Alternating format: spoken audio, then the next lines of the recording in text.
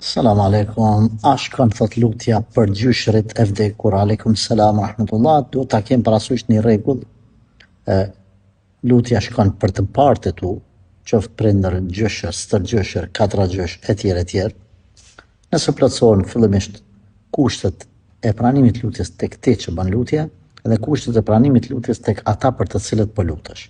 Kushti për ata është që ata të kenë vdek musliman. Nëse kanë vdek pa iman, s'kan qenë musliman nuk pranohet. Ibrahim a.s. është lutë për babën e vet, por Allah e ka ndaluar, edhe nuk i është pranuar. Po ashtu pejgamberi sallallahu alaihi wasallam të njëjtën gjë ka bërë për prindët e vet. Gjithashtu edhe për disa nga munafiqët e Medinës, Allah e ka ndaluar diçka të tillë. Pra ata me pas vdek si musliman, si besimtar, edhe pse kanë mujt më kanë mëkatar, s'ka problem kjo pikë.